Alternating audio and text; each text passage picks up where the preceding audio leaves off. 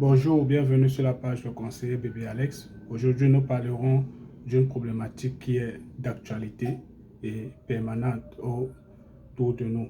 C'est le chômage. Le chômage, comment chercher de l'emploi?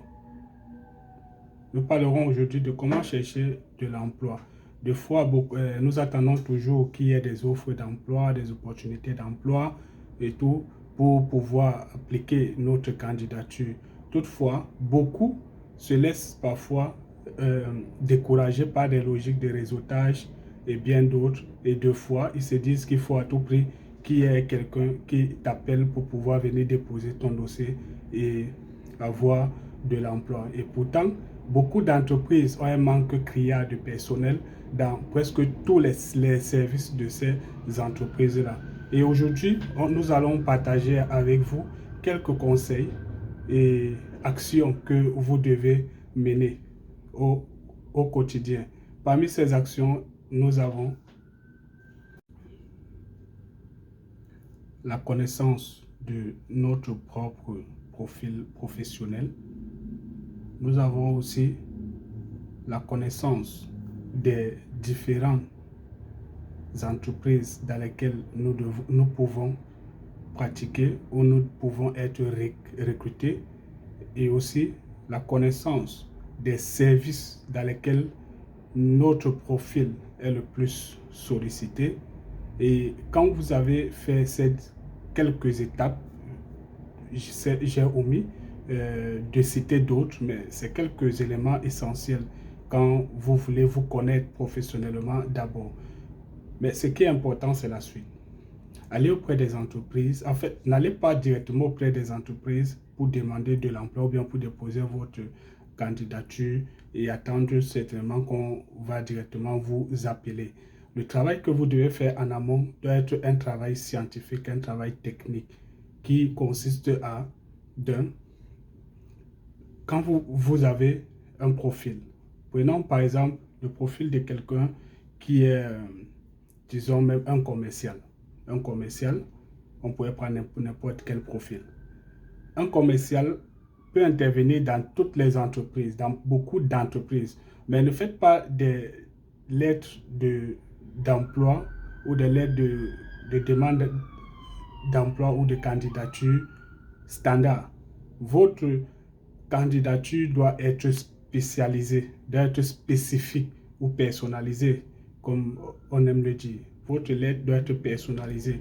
Donc, la personnalisation de votre lettre, ce n'est pas seulement de changer les termes de l'entreprise. À chaque entreprise où vous irez, par exemple, d'autres disent à monsieur le directeur de telle entreprise.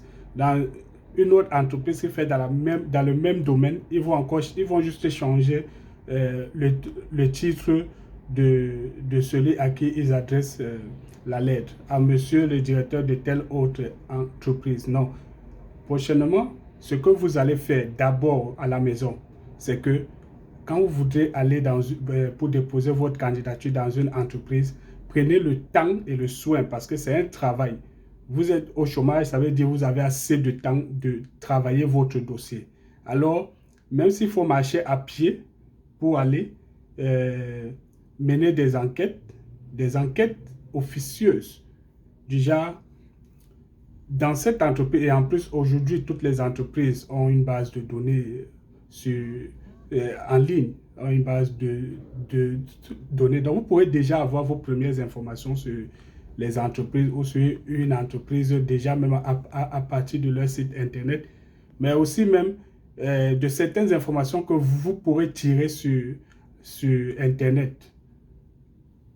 Quand vous aurez ça, vous allez par exemple chercher quels sont les différents services que telle entreprise a. Vous voyez, vous connaissez déjà votre service. Vous commencez d'abord par étudier votre service et ensuite vous étudiez toute l'entreprise. Quand vous étudiez toute l'entreprise, maintenant vous venez auprès de l'entreprise comme un usager lambda.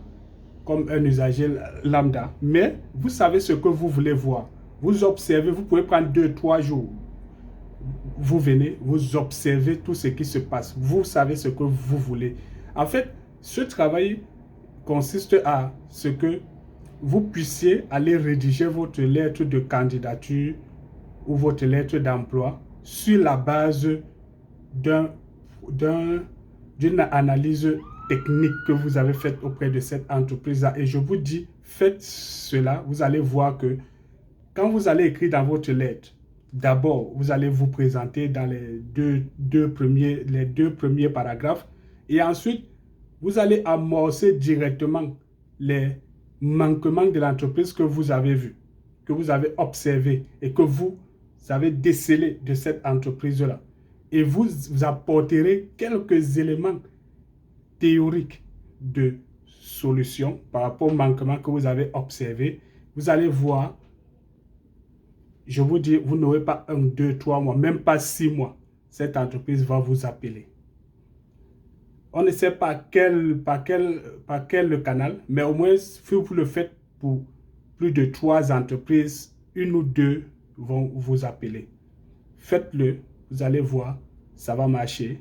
Et ça va même vous aider, vous. Parce que après, quand vous allez faire ce travail, vous aurez l'habitude de le faire. Plus tard, vous allez constater que vous avez développé une certaine intelligence, une certaine aptitude, même que vous allez vous dire, pourquoi aller chercher toujours de l'emploi? Pourtant, moi-même, je commence à être déjà un expert en telle ou telle chose. Quand vous allez le faire, vous allez voir ce que ça va susciter en vous et tout. Et des connaissances, des compétences qui vont se faire voir, que vous ne croyez pas que vous aviez ça en vous.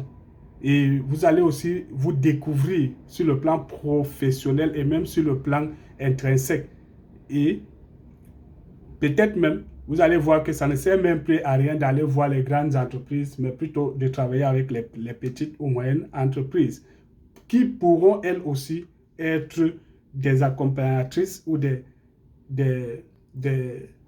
partenaires à ces grandes entreprises. Parce qu'il ne faut pas toujours cibler les grandes entreprises. Et pourtant, ces grandes entreprises ont ce qu'on appelle des démembrements, des entreprises relais ou des entreprises partenaires sur lesquelles elles s'appuient pour pouvoir